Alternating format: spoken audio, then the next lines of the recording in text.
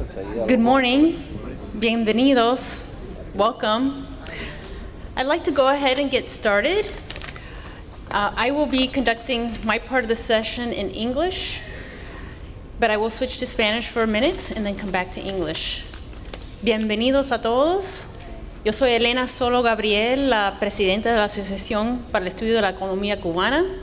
Gracias por estar aquí. Esta sesión va a ser una combinación de inglés y español. La parte mía va a ser en inglés. Ahora voy a cambiar para el inglés. My name is Helena Solo Gabriel. I'm the president of the Association for the Study of the Cuban Economy. Welcome. I'm very glad that you're all here.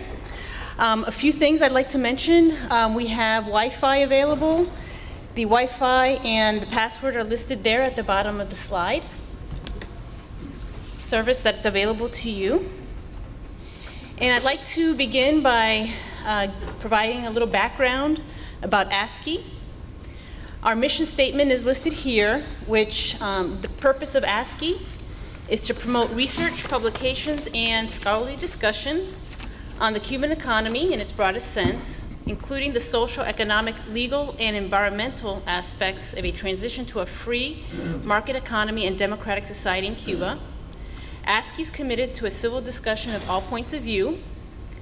We do invite Cuban professionals to come and provide perspectives. We're very happy and proud that many Cuban professionals were able to come here.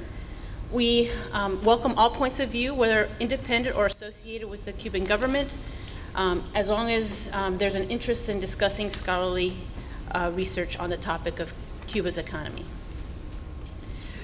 I'd like to also mention our webpage. Our webpage is ascicuba.org. It has a lot of excellent information in it.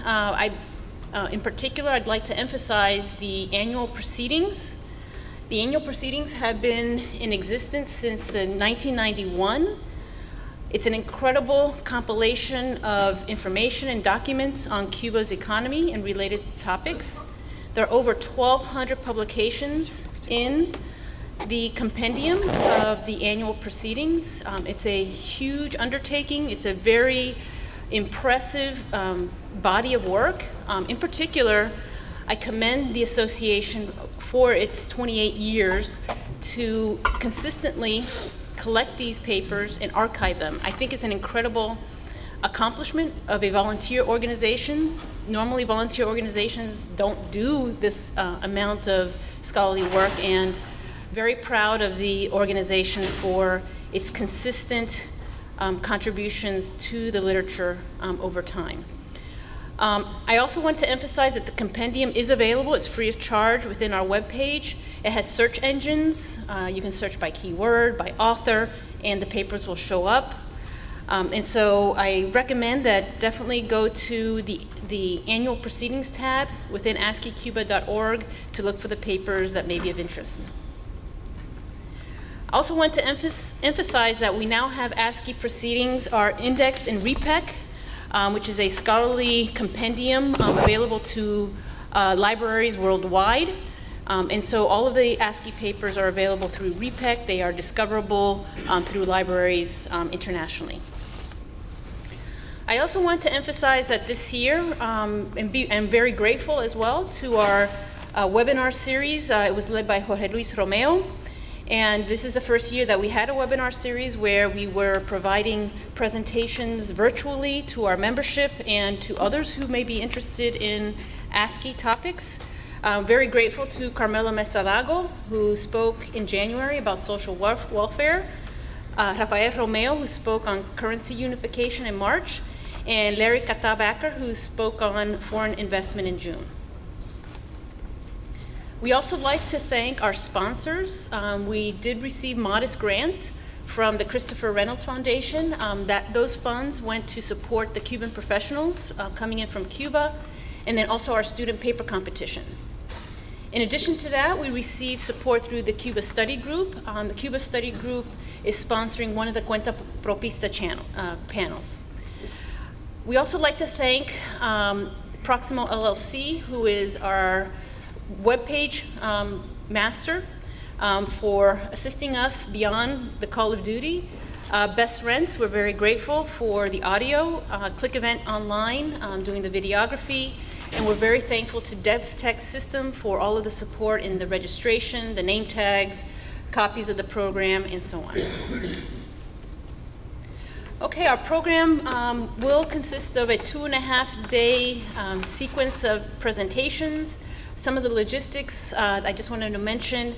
Today there will be a buffet lunch. It's pay on your own. It's $20 in the restaurant upstairs. It's buffet to get us going through a little faster. We also have a reception this evening right outside in the foyer area, right after the Carlos Diaz Alejandro lecture. Tomorrow there's a keynote lunch. Mark Sullivan will be speaking. There's a fee for the lunch of $45. And then in the evening we'll be holding our board meeting. Our board meeting is open to members and to those at large who would like to attend. What is different about this year? Is we have a student paper competition with worldwide representation. We have papers from Thailand, as far as Thailand. We have a virtual session, a student virtual session open to students, where students can come in free of charge and present and interact. We also have law sessions for CLE credit. And also this year, for the very first time, we have the Carlos Diaz Alejandro lecture that will be held this evening. I also wanted to acknowledge that outside we also have displays from La Herencia and also Books and Books.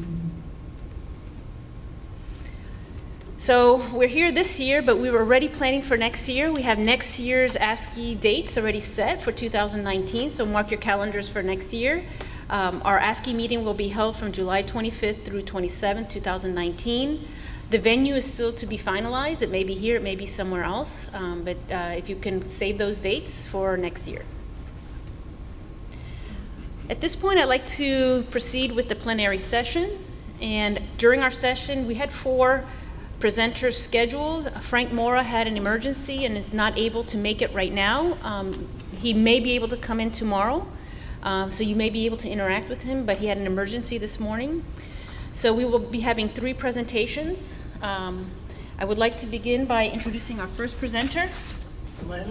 Yes. Sorry, you mentioned that. Oh, yes, very important. Yes. This year, during our board meeting, we wanted to make sure that all of our new members were acknowledged. So if you notice on our name tags, we have different symbols. We have a red dot. That means that we're going to the lunch is paid. But then there's a triangle, I believe. And if it's a triangle, it means that you're a new member. And we ask all existing members to go up to the new members and introduce yourselves and talk about ASCII and encourage participation in future years. So everyone with a triangle, welcome to ASCII. All right, so I'd like to go ahead and proceed on with our plenary session, and by first introducing Omar Everleni Perez Villanueva. Omar Everleni received his PhD in economics from the University of Havana in 1998. He's a full professor and the former director of the Center for the Study of the Cuban Economy at the University of Havana. Omar has given more than 300 lectures in different Cuban centers around the world. He's served as a visiting professor at Harvard and Columbia Universities and at the Sorbonne in Paris, France. He has served as a visiting scholar at the Federal Reserve Bank of Atlanta. Omar has published over 80 articles in journals and has co-authored several books, both in Cuba and abroad, highlighting those published with Harvard University, American University, New York University, Sorbonne University, Institute of Countries in Development in Japan, Complutense University of Madrid, and the University of Havana, among others. Omar, would you like to come up and...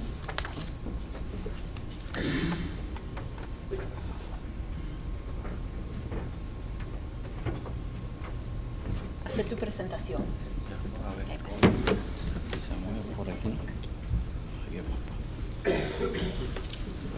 Bueno, realmente para mí es un placer encontrarme en una nueva edición de ASCII. Realmente es un motivo de orgullo estar aquí, dado que durante mucho tiempo no nos permitían estar aquí. Y ya por lo menos tenemos la posibilidad de expresar nuestros criterios.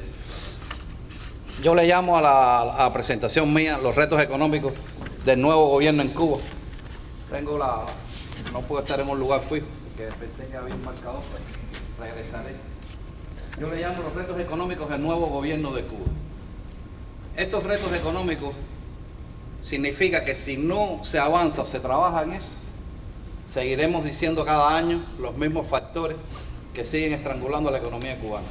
Es decir, Cuba tiene deformaciones estructurales y que hay que resolver esos desequilibrios estructurales. Lo primero es que hay bajo crecimiento económico.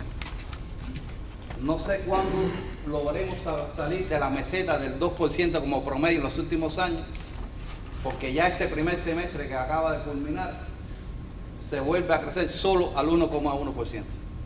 No sé si se escucha así. No, por la grabación. Ok. Es decir, se crece solo al 1%, por lo tanto, aunque se haga un esfuerzo descomunal, ya el año entero no puede pasar del 2 al 3%. Sigue siendo un crecimiento muy bajo. Crecimiento no es desarrollo, pero lo que jamás podremos aspirar al desarrollo si no se crece. Eso es una verdad. Seguimos teniendo un elevado déficit fiscal y cada año creciente. El segundo gráfico lo puede mostrar, que realmente tenemos un elevado déficit fiscal sin haber entrado en lo que se va a hacer en el futuro. Si se va a entrar la dualidad monetaria, evidentemente va a tener que aumentar ese déficit fiscal, porque va a haber que subsidiar o a personas o a productos, y realmente es un tema muy complejo.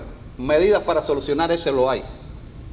O sea, tú puedes elevar los ingresos, y para elevar los ingresos tienes que agotar todas las fuerzas productivas. Pero si me dices que solamente puedo tener un negocio y no puedo tener dos negocios, por lo tanto no me puedes cobrar impuestos por dos negocios. Entonces es un ciclo vicioso, entra la ideología por el medio. Pero es uno de los retos que hay que resolver. El otro es el creciente déficit comercial de bienes. Otro de los factores del primer semestre. No se creció porque no aumentan las exportaciones. Pero ¿cuándo han aumentado las exportaciones de bienes? O sea, llevamos un estancamiento tan grande que tenemos una de las zafras más bajas de la historia, un producto de exportación de bienes. 1 millón de toneladas de azúcar en esta zafra, 700.000 es el consumo interno. ¿Qué te queda para exportar? Y bajas tasas de acumulación. Creciendo, invirtiendo solo el 10% de la economía, es muy difícil realmente aspirar a que la economía crezca en su conjunto. Por lo tanto, yo creo que ahí hay 4 desequilibrios estructurales que el nuevo gobierno tiene que enfrentar o tiene que trabajar en eso. Después, yo creo que tiene que haber una mayor coherencia del discurso oficial con la realidad económica. A pesar de que ya salió una nueva resolución para los nuevos otorgamientos de licencias a privados, y saber que realmente el sector no estatal es el único que ha generado empleo en los últimos años, ya genera el 30% del empleo, el sector no estatal. El sector privado fue realmente el que generó empleo entre el 2010 y 2016. De los ingresos al presupuesto, el no estatal aporta el 15% y el privado restringido el 5%. Pongo restringido porque no todas las labores se pueden realizar autorizadas. Por lo tanto, ese aporte podría ser mayor si se ampliara el número de licencias. Y la nueva resolución lo único que está haciendo es formalizar lo informal. O sea, no aparecen nuevos oficios, solamente lo que aparecen como nuevos ya están funcionando. O sea, me da como un oficio nuevo tener un bar. No, pero los bares están funcionando hace años. O sea, no me estás haciendo nada nuevo. No aparece la capacidad que tiene Cuba de ser recursos humanos altamente calificados. No están. Entonces después no quiere que haya inmigración. El mercado mayorista no acaba de aparecer para el sector no estatal. Solamente se autorizó para las cooperativas. ¿Pero qué cooperativas? Las mismas cooperativas que provienen del Estado. O sea, los mismos restaurantes estatales que ahora son cooperativas. O sea, cambiaron el nombre, pero no es el mercado estatal para el resto del sector no estatal. Por lo tanto, si tú no creas un mercado de insumos, ¿cómo vas a resolver el problema? y quieres que no haya mercado negro, quieres que no haya corrupción. Entonces, vas ahora, a partir de ahora, que todas las transacciones del sector no estatal en la nueva resolución tienen que ser por tarjeta magnética. Pero en Cuba todos los comercios tienen POS. Entonces, no es la medida, sino es el sistema en su conjunto. La economía tiene que ponerse en función de eso. No aparecen los créditos a los nuevos emprendedores con el valor que se necesita. Bueno, no hay nuevas licencias de actividades de mayor calificación. Eliminación de la regionalización de las cooperativas. Parece ser que eso se va a eliminar. Las alianzas del sector privado con las empresas estatales. Al menos la resolución dice que va a haber. Y la implementación de las pequeñas y medianas empresas. Si por un lado el discurso está diciendo que hay que potenciarlo, pero en la práctica no hay muchas medidas destinadas a incentivarlo. Al contrario, a limitar. Y está la discusión si es concentración de riqueza, si se está hablando de concentración de la propiedad. No se sabe. Y si tú no tienes una idea, ¿qué vas a evitar? La concentración. ¿Qué se le puede llamar en Cuba? Concentración de riqueza. Tener dos paladares. Bueno, pero hay que definirlo.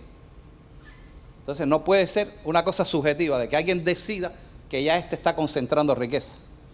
Entonces realmente no hay coherencia de lo que se dice que sí se va a potenciar con lo que realmente se está implementando. Yo creo que, bueno, ya eso lo comenté, que hay que permitir la creación de las empresas privadas en actividades aún no aprobadas.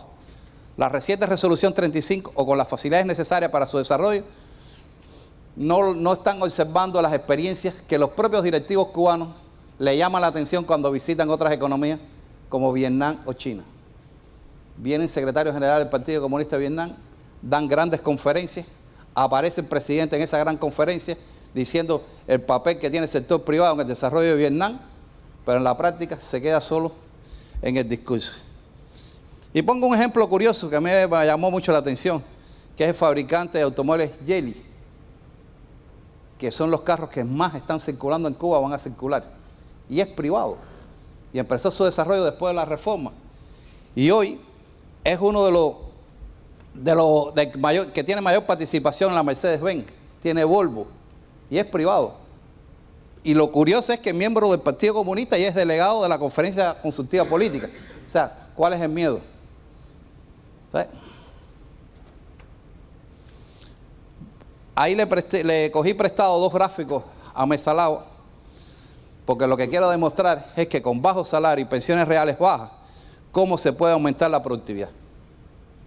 O sea, ¿dónde está el estímulo realmente para crecer en esas condiciones? Cuando la productividad no puede crecer, cuando usted gana poco y lo que gana no le alcanza para los principales elementos de subsistencia, que es la alimentación, para una gran parte de la población. Porque si hablamos también de lo que está pasando, hay personas en Cuba que están viajando a hacer sus vacaciones en Cancún. O sea, se está convirtiendo en una gran estratificación, pero esa no es la mayoría. La mayoría, sobre todo los asalariados, que es el 75% de los trabajadores en Cuba, tienen una dificultad, es que el salario no les alcanza. Y bajo esas condiciones es muy difícil avanzar hacia el desarrollo. O sea, es un tema que hay que resolver. Todo el mundo lo dice, pero no se hace. Hay un sistema empresarial burocrático. Es decir, todo el mundo coincide que hay una elevada centralización de las decisiones. Y se dice, la planificación será distinta en el futuro. Pero ¿cuál es la distinta? Si se sigue haciendo planes rígidos, y ayer en la comida la gente se reían, pero usted tiene que hacer un plan que tiene que poner la tacita de café que usted va a consumir en una fiesta en diciembre del 2019. Porque el plan se entrega en septiembre y al final se aprueba en noviembre. Porque si usted no pone la tacita de café, cuando en noviembre vaya a comprarla, dice usted no está autorizado porque usted no la puso en plan. Eso no es risa, eso es así.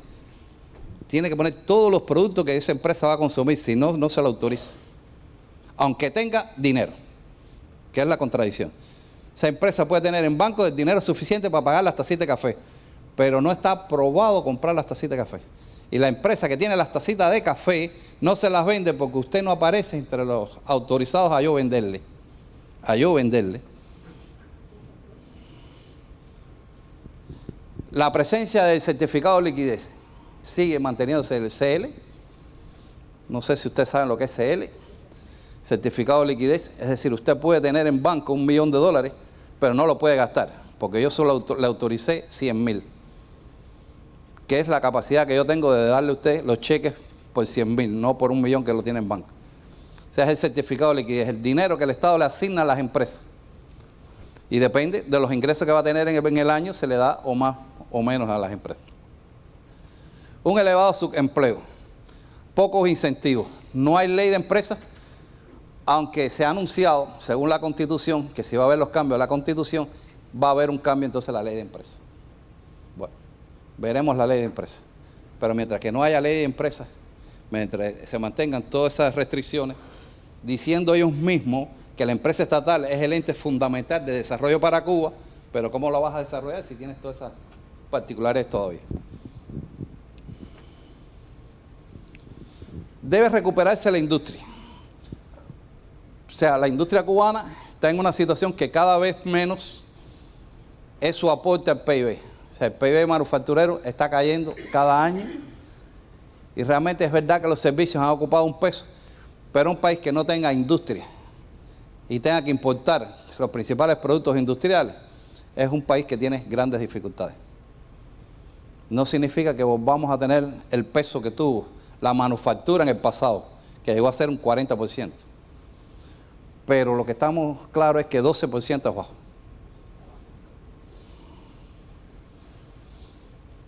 Esta es una solamente mención porque después se va a hablar de la agricultura. La reforma de la agricultura no ha dado los resultados esperados. ¿Qué falta? Yo, en un análisis muy rápido, si tú siembras menos no vas a tener más productos. Miren los principales productos: plátanos, cítricos, otras frutas, papa, tomate, lo que se sembró en el 2011 y lo que se sembró en el 2016. Si se siembra menos no puede tener más producción. Vuelve de nuevo a resurgir Acopio. Todo el mundo sabe que Acopio siempre fue ineficiente. Tiene deudas con los campesinos. Y todavía algunos siguen creyendo en él. No puede haber acopio estatal, no puede funcionar así. Porque los plátanos que transporta el chofer no son de él. Por lo tanto, no importa que estén al sol 3 días.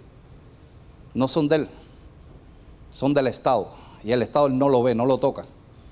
Él no va a cobrar más porque si el plátano llega malo o llega bueno. Él cobró porque transportó los plátanos. Eso ya se ha pasado. En el pasado se cierra, se abre, pero se mantiene todavía. La eliminación de la dualidad monetaria y las múltiples tasas de cambio. Solamente me voy a referir a que eso es un gran problema. Siempre el Estado está diciendo que no hay condiciones, pero ¿cuándo habrá condiciones? Pero si no se resuelve el tema de la dualidad monetaria, no sabemos si la economía cubana es eficiente, porque no hay elementos de competitividad. Y segundo, bueno, todos los problemas que trae aparejado. Y el Estado tiene dos opciones, pero lo ha tenido en los últimos 10 años. O lo haces rápido o lo haces lento, pero hay que empezar. Ahora, si lo haces rápido, es una medida antipopular, porque los precios van a aumentar. Por lo tanto, le estoy diciendo que ya este año no puede haber ese cambio, porque si vas a someter a la gente a que te den referendo la aprobación de la Constitución, en medio de que entonces los precios se le eleven, va a ser contradictorio. Por lo tanto, ya parece ser que este año no va a ser. ¿Y cuándo va a ser? Todos los años se habla el tema de la dualidad monetaria. Después otros compañeros pueden explicar más el tema. La demografía no ayuda tampoco. Yo creo que las tendencias continúan reforzando los niveles de envejecimiento, que no es malo, pero después ¿quién trabaja? Porque por otro lado, no hay nuevos nacimientos.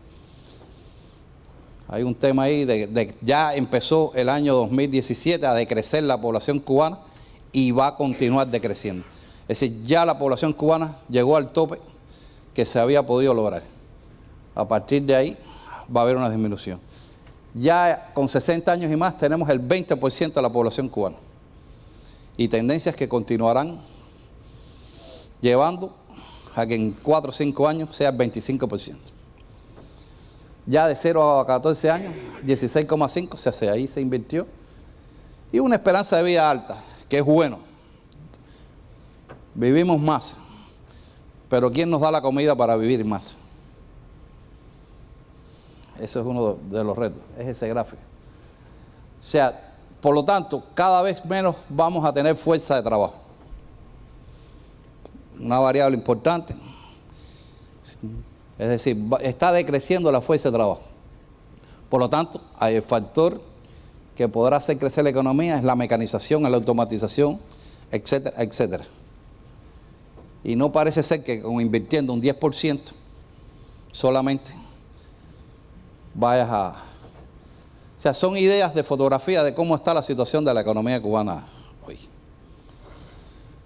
¿Cuáles son los grupos vulnerables que está encontrando el nuevo gobierno? Los adultos mayores. Las familias que tienen un adulto mayor. Una familia que tenga una persona de más de 80 años en la casa es un problema. Por lo menos en Cuba. No hay home como hay en este país. Realmente hay muchos problemas.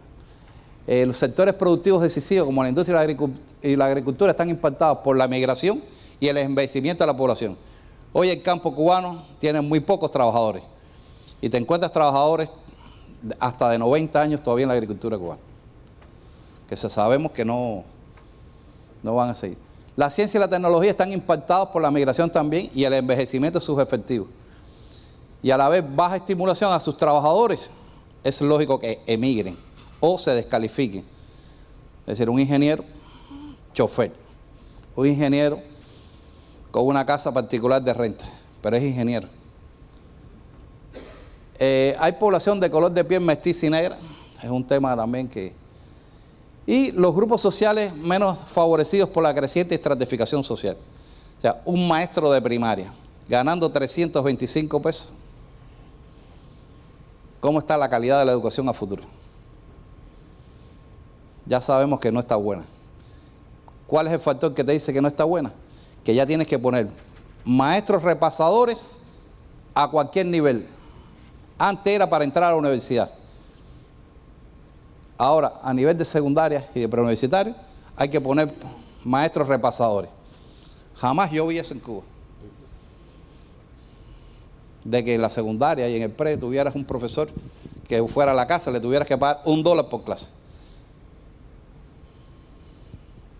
Te está diciendo el futuro cuál será. Otro de los problemas que no han podido resolverse, ni en los últimos años ni antes, es el déficit habitacional. O sea, había acumulado al final de 2017 880,000 viviendas en Cuba. A pesar de que hay un esfuerzo importante por parte del Estado, solamente se construyen 23,000 por año. ¿Cómo resolver ese problema? Es un problema que hay que resolver.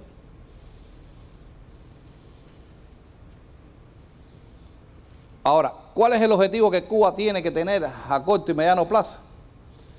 Expresiones externas. Hay que buscar dinero, porque es uno de los grandes problemas que hay. ¿Pero cómo? Primero, Cuba tiene la dificultad que tiene que liquidar todas las cuentas comerciales de corto plazo. Y ha habido atrasos en esos pagos. Hay que liquidar las deudas comprometidas con los inversionistas extranjeros. Hay que obtener nuevos créditos a mediano y largo plazo, lo cual es difícil cuando tú te atrasas en los pagos. Lo dicho durante los últimos 5 años, hay que aprobar más negocios con capital extranjero, pero el ritmo de aprobación es bajo. Sin embargo, el ministro se queda por trabajo extraordinario. En el nuevo cambio del Consejo de Ministros, entonces, ¿quién es el responsable? Que no se aprueben más negocios con capital extranjero. Y hay que intentar retener la remesa. ¿Qué significa eso? Los cubanos están viajando en los últimos 2 o 3 años sacando remesas del país. Digo remesas porque los dólares no se fabrican en Cuba. Y por lo tanto, si salen con dólares, tienen que haber entrado vía remesas en un gran %. Miren la cantidad de cubanos que han visitado Panamá en los últimos 2 años. Zona libre de Colón se ha rejuvenecido gracias a los cubanos que llegan ahí. Ya venden comida cubana dentro de la zona libre. Afuera los carteles ya no dicen para América Latina, dicen envíos a Cuba, todos envíos a Cuba. Llegas al hotel, tienes un carrito que te entra a la zona libre, te saca después a las 6 de la tarde. Todo está articulado. Pero están sacando dinero que hace falta en Cuba. Entonces, ¿por qué Cuba no puede ser una zona libre como Colón? Entonces, tienes dificultad con las divisas y te entran y vuelven a salir. Entonces, ahí hay que pensar. Bueno, los retos que tiene el país al externo, bueno, se mantiene el bloqueo.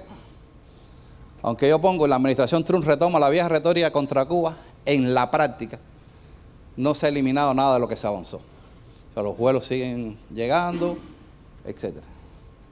Pero ahí no es una variable de expansión como se pensó en 2 o 3 años. Hay cambios de gobierno en América Latina. A favor o en contra, no sabemos, pero hay cambios de gobierno en América Latina. Ha habido propuestas beneficiosas de la Unión Europea, China y Rusia. Y Vietnam ahora aparece como nuestro gran salvador. El primer concesionario en la zona especial de Mariel, con una gran área, y es uno de los grandes inversionistas. ¿Qué debería mantener el gobierno? El camino que se emprendió de cambio a la matriz energética. No puede ser que Cuba, solo energía alternativa, sea el 4%, y el resto de la energía eléctrica se produce con petróleo. Yo creo que sí ha habido avance hacia la informatización de la sociedad. Lo he podido comprobar. Ya me pusieron internet en mi casa. Para mí es una gran noticia. Para la gente que llevan 15 años con internet en su casa, eso no es una noticia. Pero sí realmente ya hay un cierto avance. Ha habido acuerdos en la rama biotecnológica con Estados Unidos, que parece ser que se va a mantener. Y yo creo que Cuba sí debería seguir pagando las deudas después de los efectos de la condonación. Yo creo que eso es algo que... Ahora, el problema del tiempo. No hay tiempo. La noción a 5 años y más no será entendida por la generación intermedia. Y Cuba habla, no, para el 2030, como si en 2030 todos podríamos estar con la misma edad de ahora. Los nacidos después de los 60 están llegando a los límites de su mayor aporte productivo al proceso. Ya están llegando casi a la edad de jubilación. Y los nacidos después de 90 tienen menos esperanza en el modelo actual. Entonces, el tiempo es importante. Entonces en Cuba se dice, no, se va a discutir este año, para implementarlo el otro. Bueno, y todo es para adelante.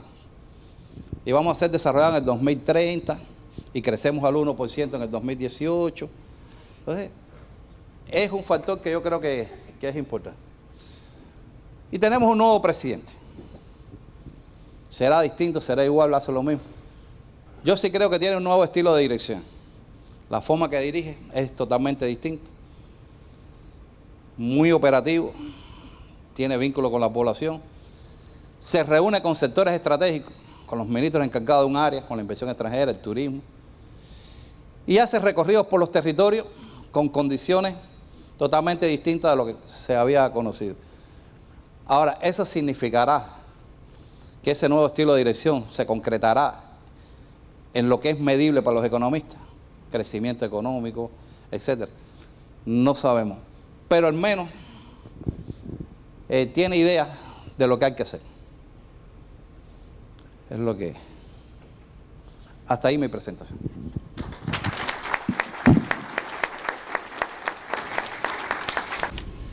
Yes, we will hold the questions for the end. The next presenter is Mario Gonzalez Corso. He's a president at the Department of Economics and Business at Lehman College of the City University of New York, CUNY. He's also an adjunct faculty member at Columbia University.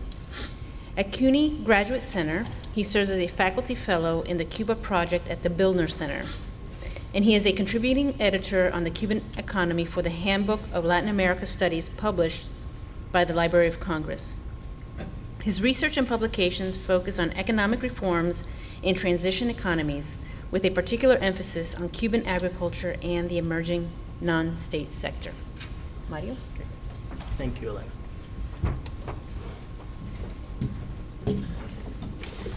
So, good morning, everybody. Thank you, Elena, for your introduction And I guess part of your introduction gives away the theme of my presentation. First, I'd like to welcome everyone, and I'm going to switch over to Spanish for just a moment. Brevemente, para darle la bienvenida a todos los que nos visitan, particularmente los colegas que vienen de Cuba. Y espero que disfruten de esta conferencia, de este evento y de esta oportunidad de poder compartir con nosotros aquí. So I'm switching back to English, and the title of my presentation is Cuban Agriculture After a Decade of Reforms. And so I'd like to talk about several aspects of Cuban agriculture here, but really the premise of my presentation is that Cuba is by nature an agricultural country, right? So for those who study the Cuban economy, we look at the ratio of agricultural production to GDP, and it's around 4%, right? So we think that the 4% ratio, it means that agriculture is very small, but actually it's not. And Armando Nova, who is joining us this year, has written extensively about agriculture, and he has indicated that when you calculate the externalities and the spillover effect of agriculture, it's around 20% of the Cuban economy. And all you need to do really is travel to Cuba and go beyond Havana, just to the outskirts even of Havana, and you can see the power of agriculture. So I wanted to share with you some data, first of all, to put agriculture in perspective. So as you can see, Cuba has a very significant amount of agricultural land. Almost 11 million hectares are the total surface of Cuba. And then we have an agricultural surface which is around 6.2 million hectares. In terms of tenure, 69% is already held by the non-state sector.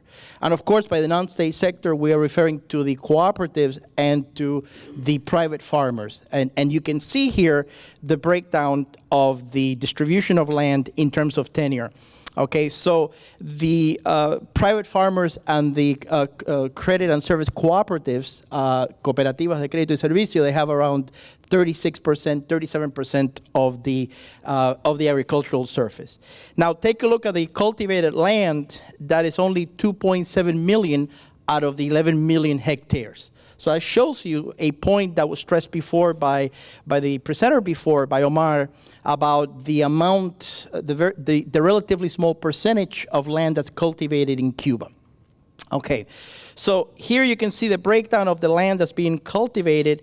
And as you can see, the non-state sector actually has around 81%, it's actually 80.9% of the cultivated land in Cuba. So out of the 2.7 million hectares that are cultivated, 80% of that it's by the non-state sector. So it shows you the magnitude of the non-state sector in terms of its contributions to agriculture. Now, I also wanted to share with you another point, another premise here, which is that, in essence, Cuban agriculture is dominated by cooperatives. And what you see here on the table to the right is the breakdown of the cooperatives at the end of 2017. So the interesting finding here, though, it's that the most autonomous cooperatives, the credit and service cooperatives, represent 58% of the total. So in essence, the agricultural structure of production in the cooperative sector is actually dominated by the more autonomous ones. Another point in the data that I want to highlight is if you see where it says CPA, Cooperativas de Producción Agropecuaria, not certified public accountants, but CPA means, so the numbers are very small. The percentage, it's around 16%. And there's and I'll talk about this later, there's a demographic reason for that. And the reason is that many of the members of the Cooperativas de Producción Agropecuaria are actually older, and so the number of cooperatives have declined as the number of members have declined as well. So the other metric to show you this profile in the premise of my presentation is employment and wages in the agricultural sector. So One takeaway here is that actually agricultural employment represents around 18% of total employment. I'm not saying the labor force, I'm only looking at one component of the labor force, which is employment. So it's 4% of GDP, but 18% of total employment. Now, if you look at the cooperative sector, it's only 4% of total employment. So there's also, obviously, here the demographic reasons behind that. And finally, at the bottom, you can see that very late last night, I put a map at the bottom there, and I covered some of my content, but what you're seeing at the bottom are the monthly wages in nominal pesos, in regular pesos, but these are the nominal wages. So you see the average for the entire country, 740 Cuban pesos, that's the national average for 2016, and then for the agricultural sector, 1,000 pesos. So in essence, my premise is that agriculture matters. Agriculture is a very complex sector, and it's one that I'm very happy that we're studying in detail in a forthcoming panel that we have later this afternoon. So any discussion, any analysis of Cuban agriculture, I think the point of departure, the second point of departure is the agricultural reforms that were implemented in beginning in 2007. So the objectives of these reforms were basically threefold. The first one was to create some kind of incentives to increase production. Now, Omar mentioned before that the amount of land cultivated has actually declined over time. So if I were to show you a time series of the amount of land dedicated to agriculture, non-sugar agriculture, you could see a negative tendency in that. So the idea was to introduce reforms so that production would increase, but at the same time, the amount of land dedicated to agriculture will be reduced. I'm having a very tough time explaining that. I'm having a very tough time after more than 10 years of studying Cuban agriculture, trying to understand the logic behind it. So the second objective of the reforms was to improve efficiency. And by that, they were referring to the average labor productivity in agriculture, but they were also referring to agricultural yields. If you look at time series for agricultural yields, they haven't really changed much. Right, so that's another area of reforms that we need to talk about. And then there's one third objective. And the third objective was to actually substitute imports.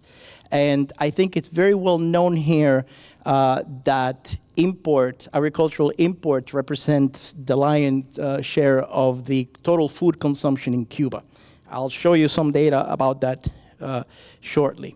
So the other reforms that you see here that are worth mentioning are the restructuring of the ministries, right? So there was some managerial administrative restructuring that took place mostly in 2011. All the way at the bottom there, you see a reference to direct sales of agricultural products to the population, to tourism enterprises and all that. And then all the way at the bottom, you see my references to the expansion of usufruct farming beginning in 2008, Decree Law 259, and then in 2012, Decree 300 and Decree Law 304. Those were the most significant ones. So the premise here is these agricultural reforms were implemented to do three things. Again, increase production, agricultural output, improve efficiency, and reduce dependency on imports, or really engage in import substitution. So just like the presenter before me, I begin by looking at demographics and economic factors that have an impact on employment and wages. So economic factors, meaning insufficient wages, unsatisfactory working conditions. There are very few people that want to work in the countryside. Although I have to confess that I was searching on the internet and I came across a novela, a soap opera, a Cuban novela from 2014. Oops. So it's called Tierras de Fuego, Land of Fire. Beautiful people acting in those novelas. I'm hooked on them because 100% of it deals with agriculture. And what they're trying to show, among many things, is that there's actually some young people, there's a couple of characters who are young, who are leaving Havana, going to the countryside, and there's a struggle between the young kid who's around 21, 22, and he's studying to be a mathematician. He leaves the university and he tells his dad, I want to be a farmer. He's an exceptional person. Omar talked about automation in agriculture. I talk about cloning this guy. You know, I mean, this is an anomaly. The reality is quite different than what's presented in the novela, which I highly recommend, by the way. So total employment in agriculture. If you compare the trend in total employment in Cuba, a decline of 8% between 2010 and 2016. If you look at total employment in agriculture, a decline of 11% during the same period. And then I looked at employment in the co-op sector, in the agricultural cooperatives, right? They're the pillar of the Cuban agricultural sector in terms of production and commercialization. And employment has declined 12.5%. But it's not just economic reasons, it's actually demographics that were mentioned before, the aging of the population, and the fact that that's having an impact on agriculture. Now, as a percentage of total employment, more or less agriculture remains the same, around 18%. And then what I show you here is the other piece of information is the usufruct farming. Around 150,000 farmers accounting for around 18% of agricultural employment. So my point is that it's very hard for a country to increase production, to improve efficiency, to substitute imports when you're facing these demographic and economic headwinds in agriculture. So supposedly the reforms are supposed to have a positive impact on employment and on wages, and you can see here that hasn't been the case. Another point that I wanted to make was about land, right? The tenure of land, or land tenure. And so I do have to make a clarifying distinction here that when people talk about land, 80% or so much in the held by the non-state sector, I think we have to be clear about the semantic differences. In this case, I'm referring to land tenure, not ownership. Ownership ratios are very different, but you can see actually significant changes in the tenure, in the composition of land tenure in Cuba between the state sector and the non-state sector between 2007, the beginning of the reforms, and 2016. So clearly, yes, the non-state sector has a greater percentage of the tenure of land in Cuba. It accounts for a greater percentage of output, of agricultural output. It also accounts for a greater percentage of agricultural employment, obviously, as well. So in a sense, the reforms, I read some people refer to them as, you know, another agrarian reform, changing property rights in farming. I think they're missing the point here. It's really not a change in the property structure, it's just a change in the tenure and the terms of tenure. These contract rights that are well known in other economies that went from socialism to capitalism, for example, were expanded. And that's in essence what Cuba has done with the expansion of usufruct farming. So it's not really a radical change in the property structure. So then we look at production. And I keep saying that one of the objectives of the reforms was to stimulate increases in agricultural production. Now, what I regret not doing here is showing you the amount of land cultivated by crop. I do that someplace else, but I couldn't find room in this presentation to do it. And what you'll notice, obviously, is that correlation between changes in production and the amount of land cultivated. But so I simplify my presentation, and I show you two things here. One is different crops in the non-sugar sector where you can actually see increases in production. And then in figure number 2, you see different crops in the non-sugar sector where you see decreases in production. And I made some comments about that. And I correlated the increase in production with the tenure by the non-state sector, meaning that you can actually find positive correlations between tenure of land and the amount of land held and the increases in production in those crops in which the non-state sector accounts for more than 80% of output. So that's an important finding, I think, because that finding shows you that even though it's constrained, the non-state sector it's more productive, obviously, than the state sector. Now, if you're looking at figure number 2, you may be wondering, well, tobacco production is actually done by private farmers for the most part. But that's an exceptional crop. That's Cuba's principal export crop. So, but you can see tobacco production almost flat during this period. So now we get to the center of the Cuban agricultural economy, the center of the Cuban idiosyncrasy, one of the pillars of our national and cultural heritage, sugar, right? And in sugar, I thought that it would be very useful to talk about the trends that you're seeing here. So what are the trends that you're seeing here? Well, in the sugar sector, I show you two things. I show you production and the number of operating mills. Well, those two have to be positively related, right? So if there's a decrease in the number of mills, production has to decline. I know I try to be creative, and I have a picture of a graph with a sugar mill in the back that seems to be functioning, and another one that doesn't seem to be functioning. But I hope you can see the numbers that I'm referring to here. If we look at sugar production, right, and you take two periods, right, 1990 to 2018, and I chose 1990 for the obvious reasons. 1990 is the beginning of the special period. It's the end of the Soviet era. It's the beginning of the new era. And I also, by the way, I also show you there 2002. So 2002 is when the restructuring of the sugar sector really takes place. And I show you that data. And so if you look at 1990 and 2018, in terms of production, in 1990, production was around 7.1 million metric tons a year. That is sugar production. That is more than the production today of Mexico, more than the production of other countries like Thailand, Australia, and so on, that today produce way more sugar than Cuba. So production in 1990, even at the beginning of special period, Cuba was still a significant player in the sugar market in terms of output. If you look down at figure number 4, the number of operating mills, I went back to the future. Well, not really to the future. I went back to what I would like the future to be, which is in 1916, Cuba had 186 operating sugar mills. In 2018, Cuba has 54.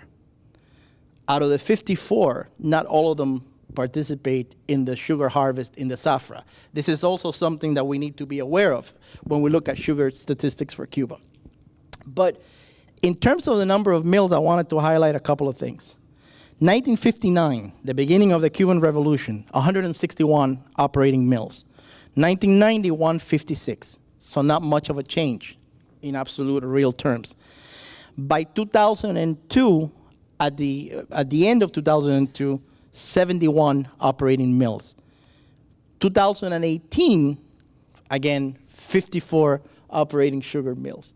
So you can see the total decimation of the sugar industry, and I'm only choosing two very well-known metrics, production and the number of mills. For 2018, 40% lower production than last year. And then I went and I tried to find some of the reasons why. And I looked at sources in the Cuban media, I looked at sources in the literature, I looked everywhere to find out why Cuban sugar production kept going down. And I found a common denominator. A common denominator that, quite frankly, every time I read about it or I see a reference to it, I cringe, and that is weather. Every single time sugar production goes down, it's weather, weather, weather, weather.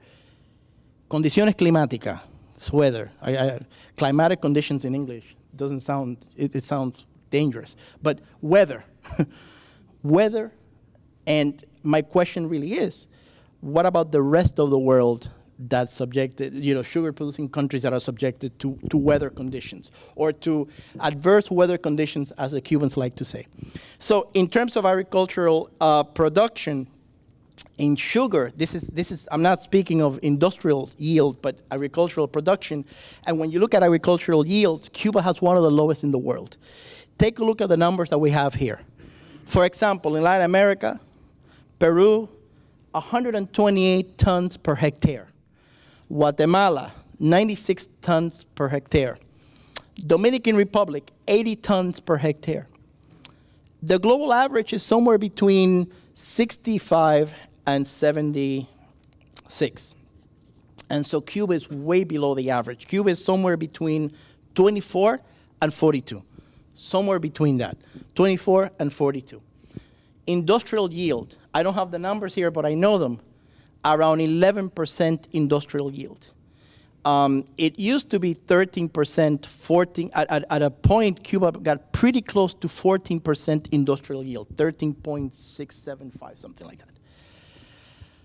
Industrial yield means the efficiency of converting raw cane into sugar for exports and for domestic consumption. Omar Everleni mentioned very briefly the difference between production, 1.1 million, and consumption, 700,000 tons of sugar. So Cuba has very little export potential here. Now, in terms of production, as a percentage of global production, 0.6% in 2018. Not 60%. I have to do this with my students all the time. 0.06% is 0.6%. Not 60%. 1894, 33% of global output was made by Cuba. 1970, el año de los 10 millones, bam, bam, 11%. That was Cuba's share of total production in 1970, 8.5 something million metric tons of sugar. That was 11% of global output with Russian, Soviet subsidies and all that. Today, not even 1%, 0.6%. I think those of us who study agriculture in Cuba know who the players are. Brazil, Thailand, the European Union, India, Mexico in Latin America. Guatemala produces more sugar than Cuba. Peru produces more sugar than Cuba. Dominican Republic produces more sugar than Cuba. Should I go on? Almost every country in the world produces more sugar. There are African countries that have a better yield, agricultural yield, 2 times, 3 times as much as Cuba. And these African countries are in regions of the world that are affected by climate, by adverse weather conditions. So Cuba has lost a tremendous opportunity with the decline, I should say the demise of the Cuban sugar industry. It is no longer the powerhouse of sugar production. We're talking about billions of potential earnings that have been lost, that will be very difficult to recover. That's an area of agriculture that I think and I'm very hopeful that we can study more in the future to really find, perhaps to find alternatives to the way this is done.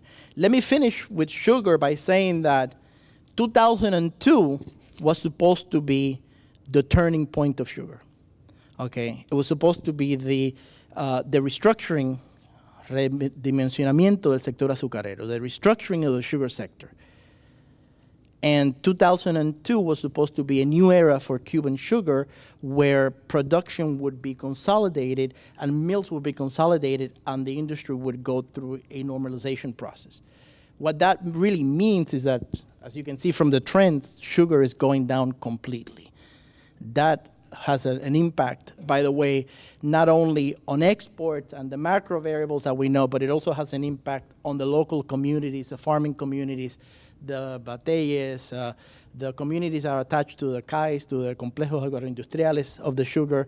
The demise of the sugar industry has had continues to have a tremendous impact on the Cuban economy in many different ways, okay?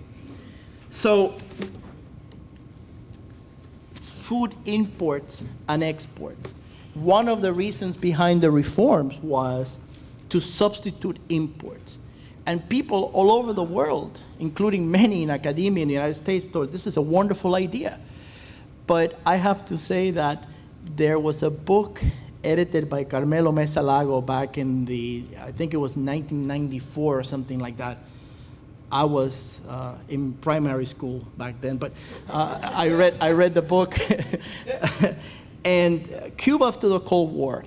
And those people who think that export substitution would be successful with these reforms did not read the chapter about the food program, el programa alimentario.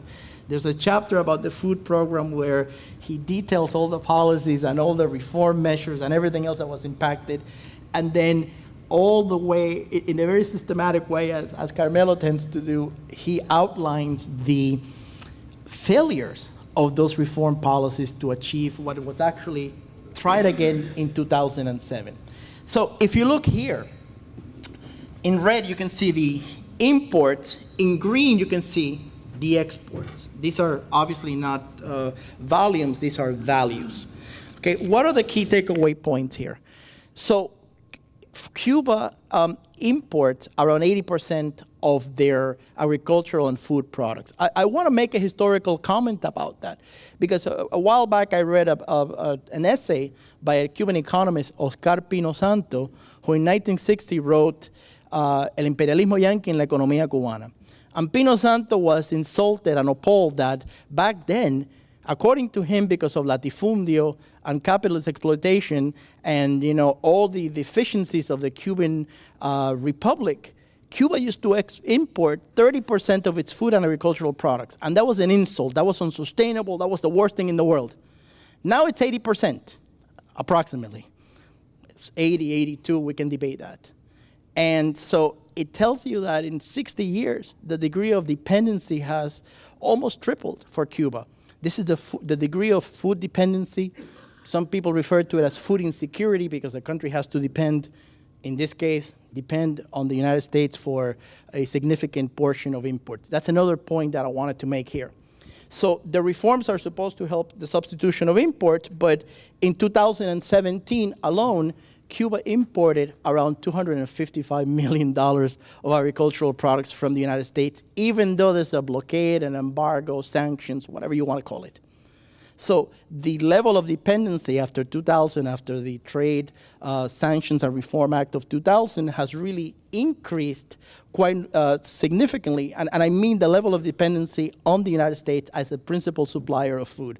And I know there will be a panel later dealing with that topic, but the bottom line is that Cuba has not been able to succeed in substituting import. I mean, it's impossible to substitute imports when your agricultural production is going down, when the area harvested is going down, when efficiency is going down, and when you really don't make enough to feed the whole population.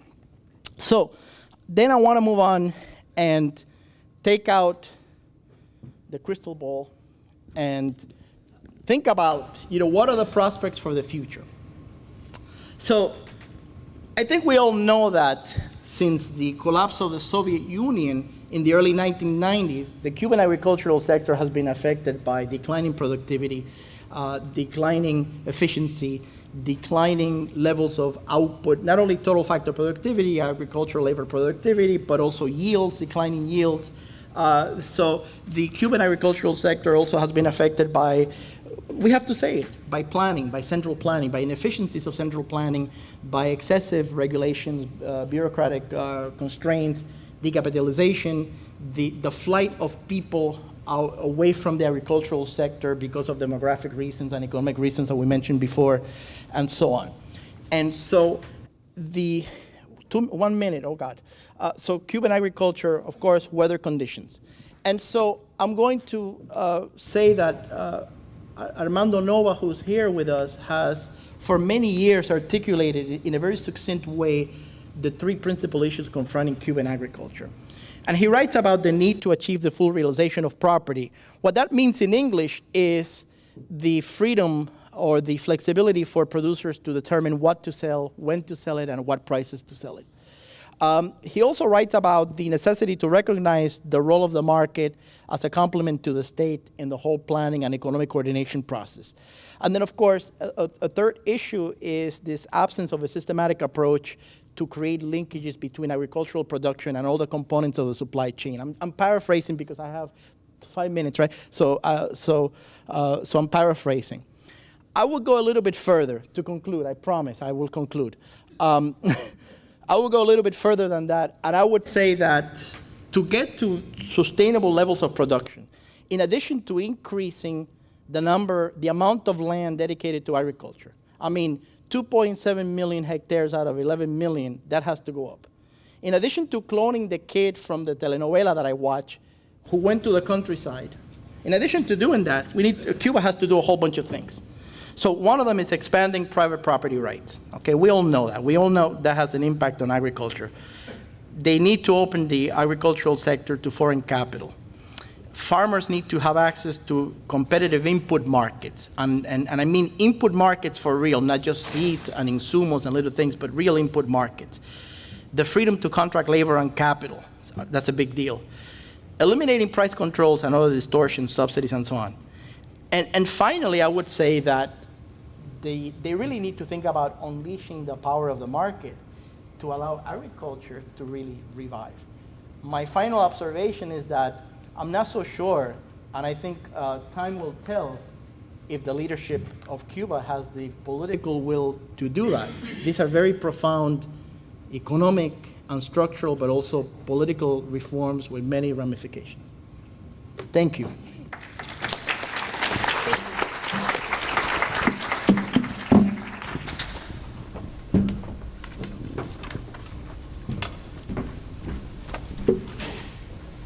Thank you, Mario. Our next speaker is Dagoberto Valdez. He's an agronomist by profession. He was a professor of ethics and civics for 12 years in the Formation Center of the Catholic Diocese of Pinal del Rio. He is the director of Coexistence Studies Center, Centro de Estudios Convivencia, an independent think tank within the island. He is a founder of the Vitral magazine and of the Convivencia magazine. He was a member of the Pontifical Council for Justice and Peace. Dagoberto.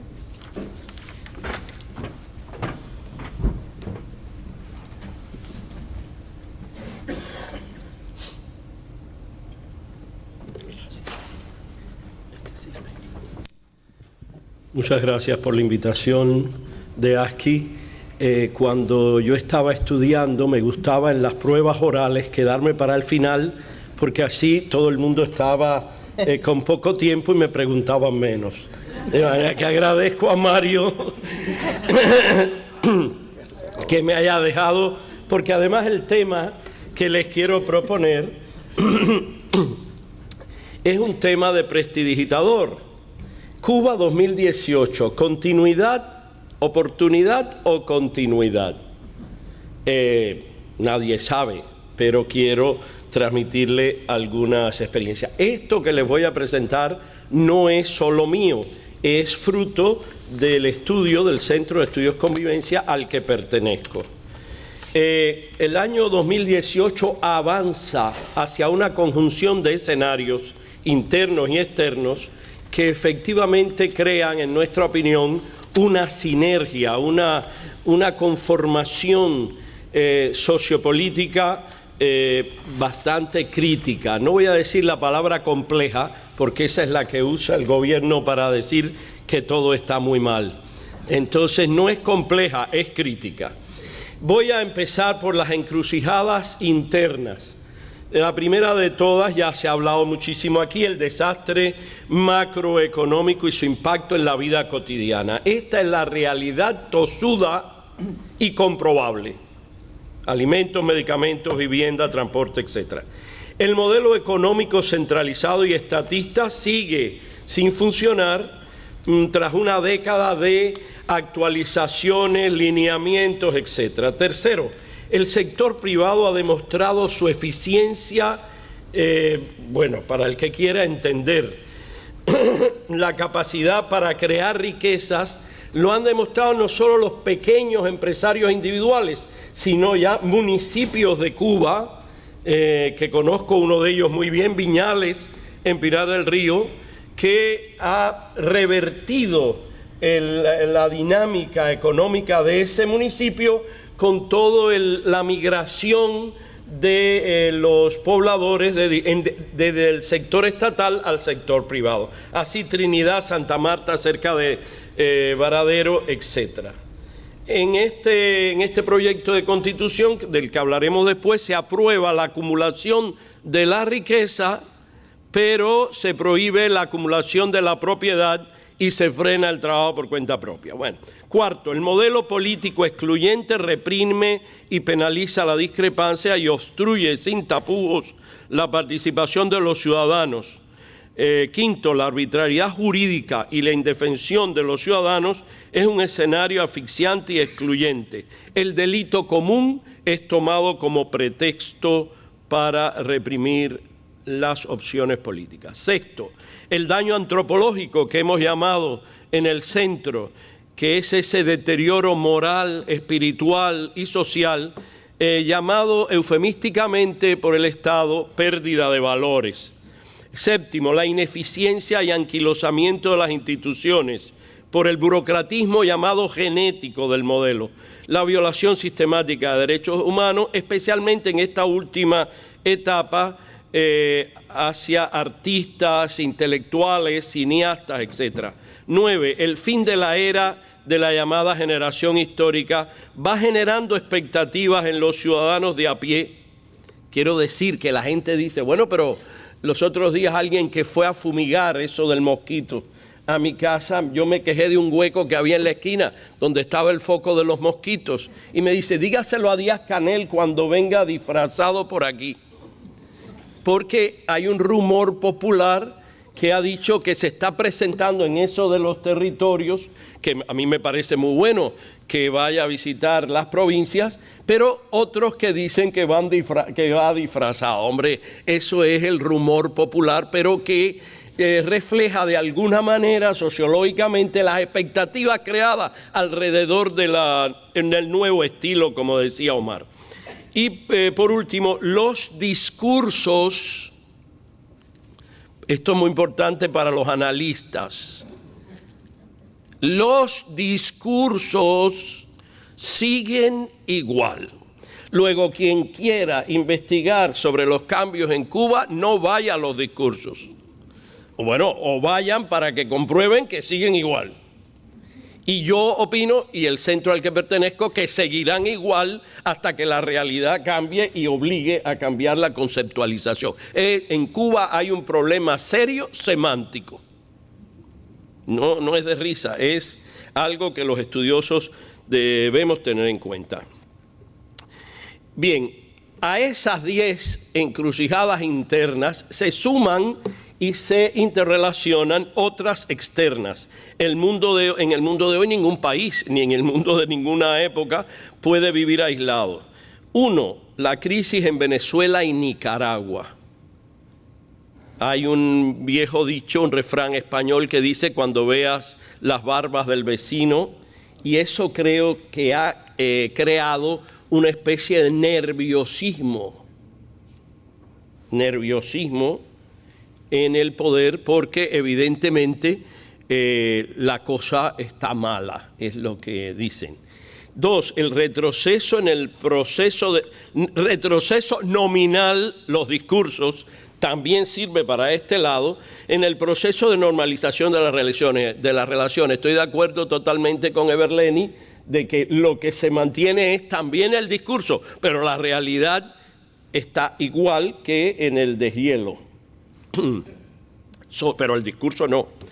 Los cambios políticos en América Latina, lo que en el marxismo se llama correlación de fuerzas, eso que siempre están calculando, cuántos a favor, cuántos en contra. Los cambios políticos en América Latina influyen sin duda alguna en Cuba, y países que eran muy afines e incluso sustitutos probables de Venezuela, Brasil, Argentina, Ecuador, Chile, ya no están más. Digo, están, pero a la derecha. El retroceso de las relaciones comerciales con China, que hay que pagarle a los chinos, eso.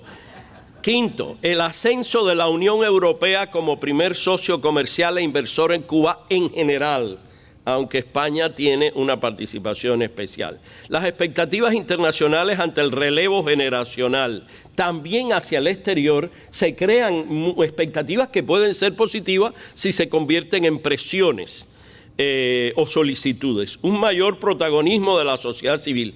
Sin duda alguna, aquella idea en que se confundía sociedad civil con oposición política está siendo superado gracias a la represión del Estado.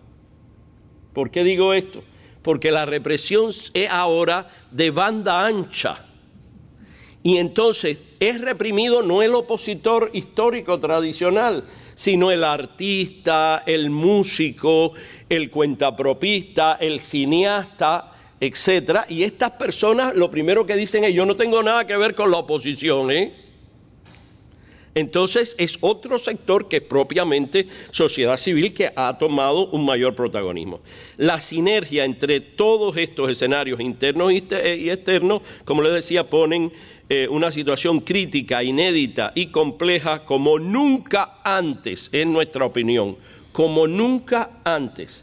Porque en el momento de la caída del campo socialista y la Unión Soviética, vino enseguida, después del periodo especial, para salvarnos Venezuela.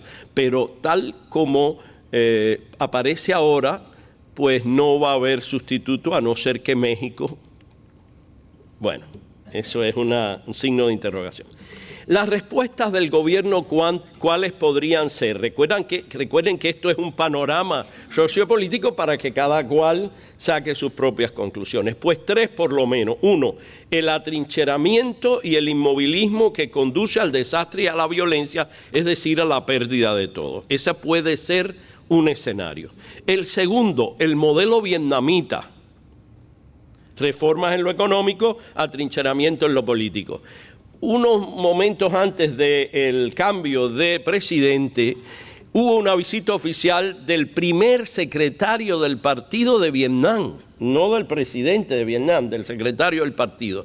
Y en una conferencia en el aula magna de la Universidad de La Habana, dijo esta frase textual que me he aprendido como en el catecismo. La economía de mercado por sí sola no destruye al socialismo. Pero no se puede construir un socialismo próspero y sostenible sin economía de mercado. Cierra la cita. Recuerden esto porque para mí es la clave teórica, venida ya no del campo socialista y de la Unión Soviética, sino del nuevo paradigma que es Vietnam. Y se ve claramente que se prefiere Vietnam antes que China. Después ustedes verán por qué. Y tercero, pues la más deseada en nuestra opinión, la apertura y las reformas que serán, Dios quiera, graduales, ágiles y profundas, que conducirían a un nuevo modelo. ¿Qué está pasando en Cuba con la presidencia de Díaz-Canel? Esta es la pregunta. ¿Cómo se decía antes? La pregunta de los 100 millones o algo así. De 64,000. Gracias, Silvia. La respuesta de los cubanos. Voy a hablar de la respuesta de los cubanos de a pie en la isla donde yo vivo. También algunos de la diáspora con los que trabajamos. Y de muchos observadores internacionales. La top 10 hay que esperar. Cuando usted le pregunta, no, hay que esperar. Y yo estoy de acuerdo con eso. Pero no esperar así, esperar a la calenda griega. Después hay un pequeño sector, estoy hablando dentro de Cuba, que dice, todo va a seguir igual. Aquí nada va a cambiar, esto es eterno. Bueno, yo no sé si aquí la gente piensa así, pero en Cuba hay gente que piensa así. Esto es eterno, eso es lo mismo, allí nada va a cambiar.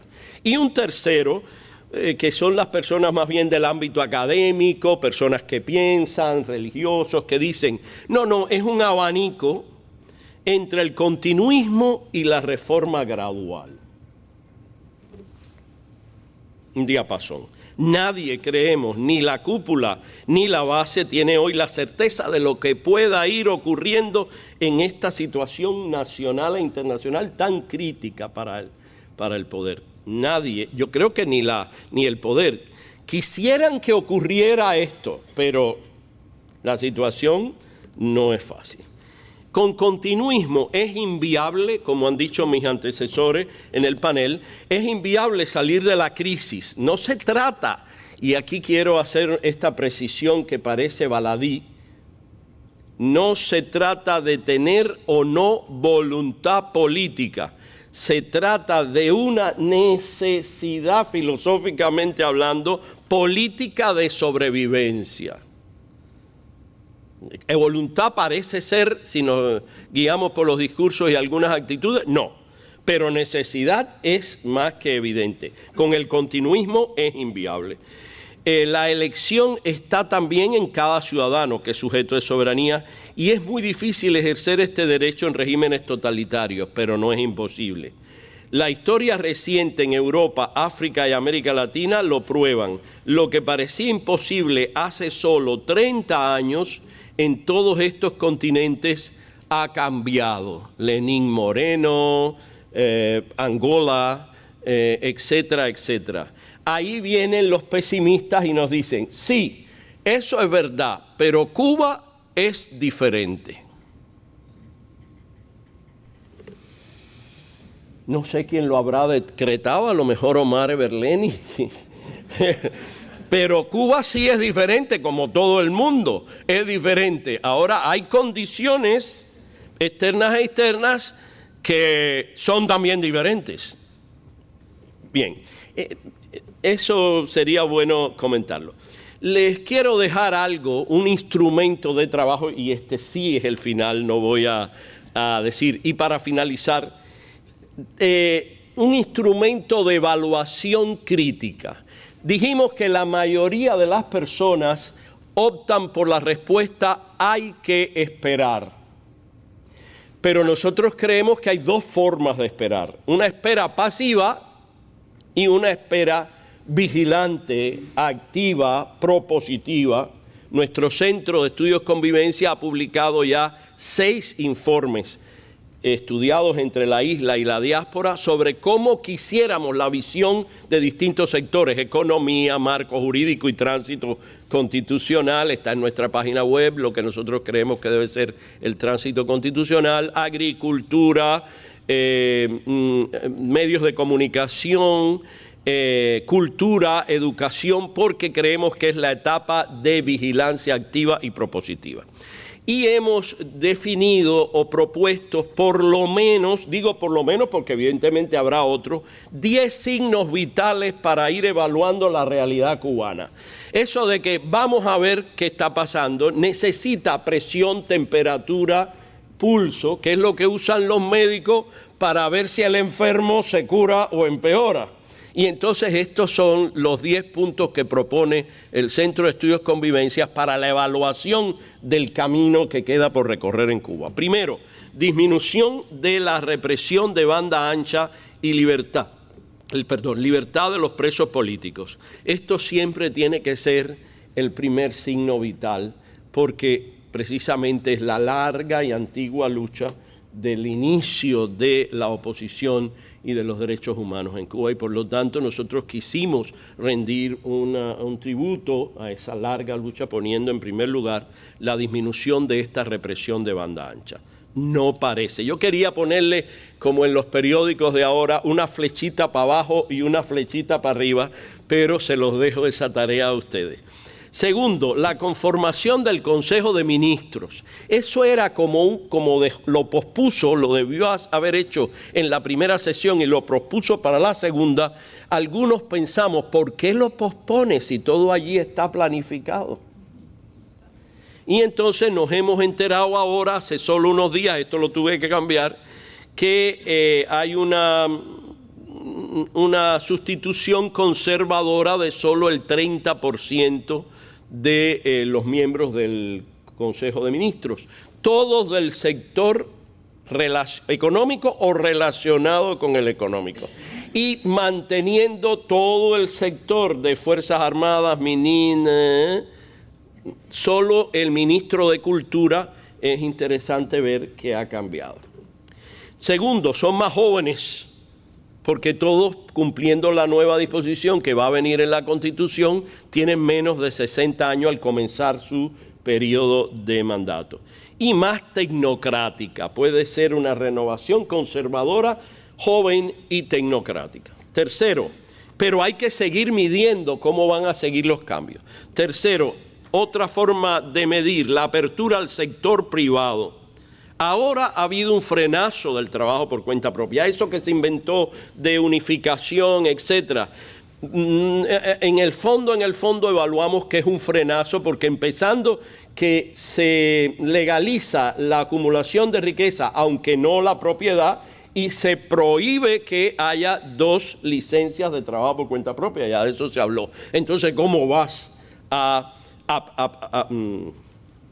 abrirte al sector privado? Habida cuenta y amén de que esa lista, lo que proponemos nosotros es abolirla, porque es penoso que tantos años después todavía haya una lista y los que estamos fuera de la lista no podemos ejercer el trabajo privado. Y segundo, la autorización para la acumulación de la riqueza y la autorización de la propiedad privada mixta y cooperativa, que no oí aquí el comentario de que ahora se permite que empresas privadas hagan empresas mixtas con el Estado. ¿No es así, Omar? Bien, tú me dices lo que me equivoco. Modo de enfrentar las consecuencias de la unificación de la moneda, de la que se habló aquí. Es el problema eje. Y se pospone y se pospone. Ya este año yo estoy de acuerdo contigo. Con un referendo ahí a las puertas no se va a poder. Pero hay 3 cosas que se pueden ir midiendo de alguna manera. El modo de enfrentar las consecuencias. Quiebre de empresas, desempleo creado por ese quiebre de empresas y la crisis social que viene del desempleo por el quiebre de empresas. Así que esos 3 elementos están concatenados. El quinto signo vital, la forma en que se combinen y equilibren los caminos para salir de la crisis económica. 1. Mayor apertura y seguridad para la inversión extranjera con participación de los sectores público y privado, de lo que no se ha hablado. Y segundo, desarrollo de las pymes con capital cubano o extranjero. Si la inversión extranjera, como hasta ahora, tiene la preeminencia y el desarrollo de las pequeñas y medianas empresas sigue frenado, aquí va a haber un modelo muy raro, que sigue siendo como demasiado en la altura de las grandes empresas, de lo que siempre se criticó como transnacionales, etcétera, y las pequeñas y medianas empresas, que para nosotros el Centro de Estudios Convivencia sería el camino del empoderamiento del pequeño empresario, pues se ve que está desfavorecido. El sexto signo vital es la posibilidad, y aquí nosotros tenemos una experiencia de 25 años, primero en Vitral, después en Convivencia, de ofrecer una educación cívica y política, cívica y política que genere una ciudadanía formada y activa.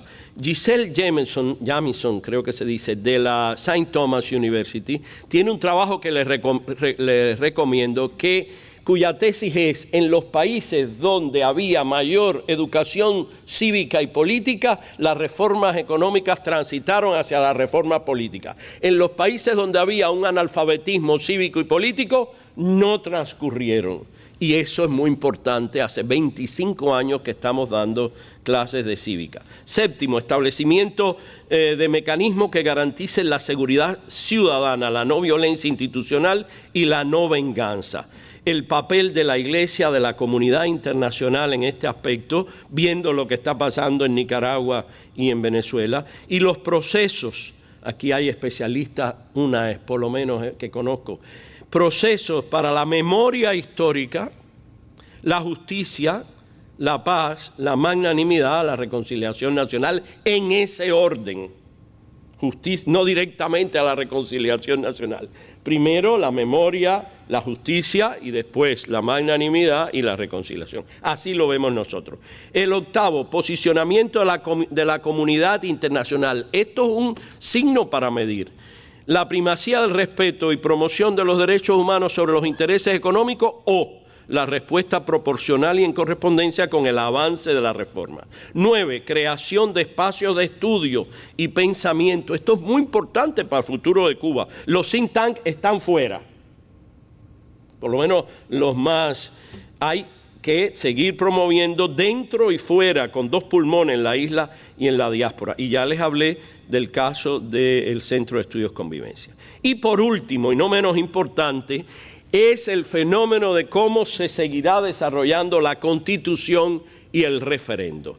¿Qué contenidos tendrá por fin el proyecto de Constitución? A esta hora hemos visto 3 días de debate de la Asamblea Nacional sin conocer el texto del anteproyecto, de manera que adivinábamos por el debate sobre qué se estaba hablando.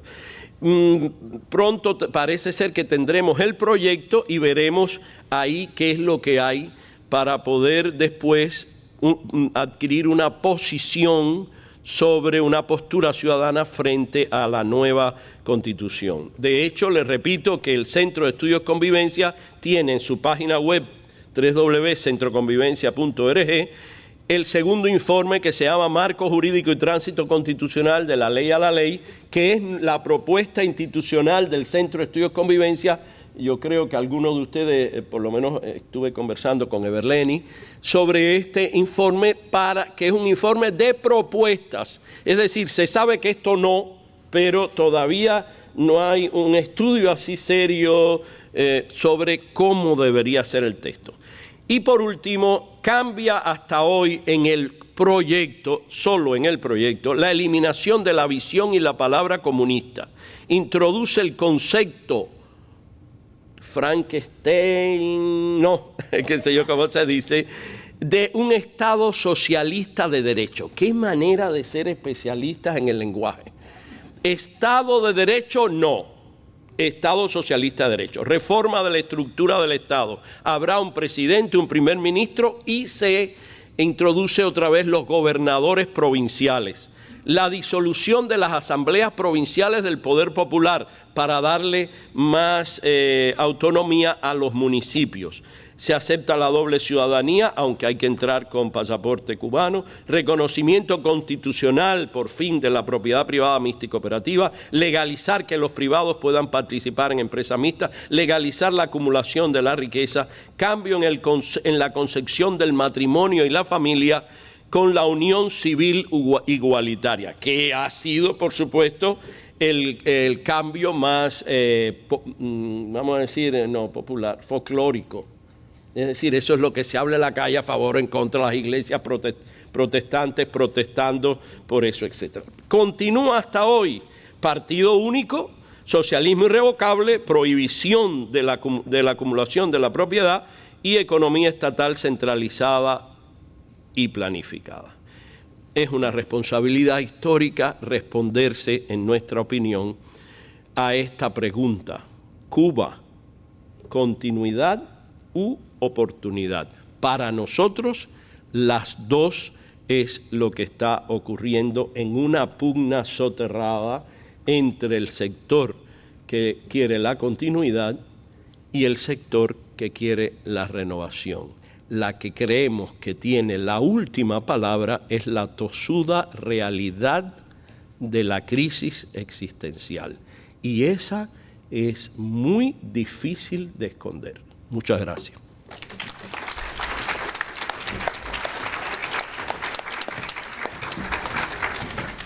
Muchas gracias, Dagoberto. We have run out of time.